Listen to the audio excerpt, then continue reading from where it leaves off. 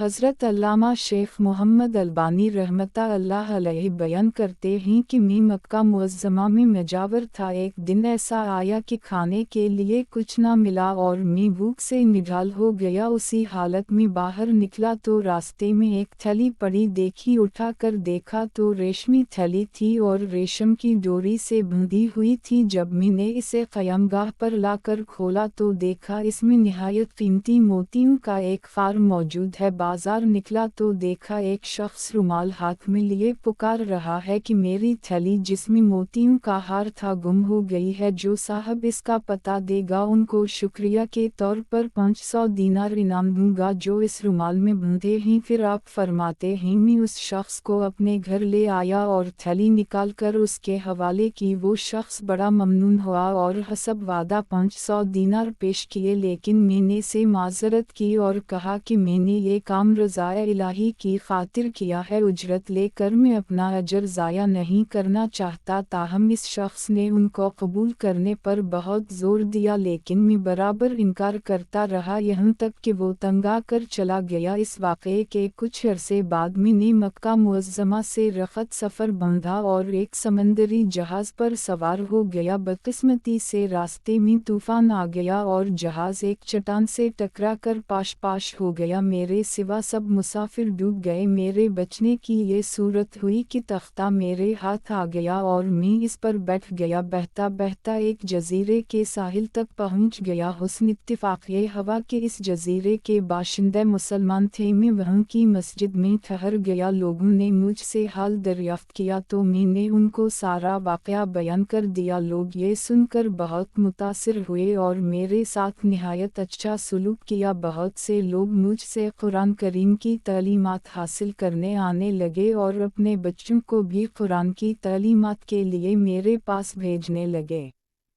تھوڑی ہی مدت میں یہ لوگ مجھ سے بے حد مانوس ہو گئے اور مجھے اپنا مرشد سمجھنے لگے۔ اس کے علاوہ وہ مجھے کافی مالی امداد بھی دیتے تھے اور دوسری کئی قسم کی خدمات کرنے سے بھی گریز نہ کرتے تھے۔ ایک دن انہوں نے آپس میں کچھ مشورہ کیا اور پھر میرے پاس آ کر کہا ہماری رائے یہ ہے کہ آپ شادی کر لیں اور یہاں مستقل اقامت اختیار کر لیں۔ میں نے کہا جیسے آپ لوگوں کی خوشی، چنانچہ انہوں نے بتایا کہ ہمارے یہاں ایک مالدار یتیم لڑکی ہے، ہمارے خیال میں اس کے لیے آپ سے بہتر شوہر ملنا مشکل ہے، اگر آپ رضامند ہو تو اس سے آپ کا نکاح کر دیں۔ میں نے رضامندی کا اظہار کیا اور میرا اس لڑکی سے نکاح ہو گیا۔ جب میں نے خلوت میں اپنی بیوی کو دیکھا تو یہ دیکھ کر حیران رہ گیا کہ وہی تھیلی والا ہار اس کے گلے میں پڑا ہے۔ دریافت کرنے پر معلوم ہوا کہ یہ لڑکی اسی حاجی کی بیٹی تھی جسے میں نے محض اللہ کے لیے ہار واپس کر دیا تھا۔ لوگوں نے مجھے بتایا کہ جب اس لڑکی کا باپ حج سے یہاں واپس آیا تھا تو اپنے قیمتی ہار کے گم ہونے اور پھر اس کے مل جانے کا واقعہ اکثر بیان کیا کرتا تھا، کہا کرتا تھا کہ جس شخص نے مجھے یہ ہار واپس دیا ہے ایسا بے نفس آدمی میں نے دنیا میں نہیں دیکھا۔ پھر وہ یہ دعا کیا کرتا تھا کہ کاش اس کی مجھ سے یہاں ملاقات ہوتی تو میں اپنی لڑکی کا نکاح اس سے کرتا۔ پھر آپ فرماتے ہیں کہ اللہ تعالیٰ نے اس مرحوم حاجی کی دعا کو شرف قبولیت بخشا اور لڑکی کا میرے ساتھ نکاح ہو گیا اور اللہ پاک نے اس بیوی سے مجھے اولاد بھی نوازی۔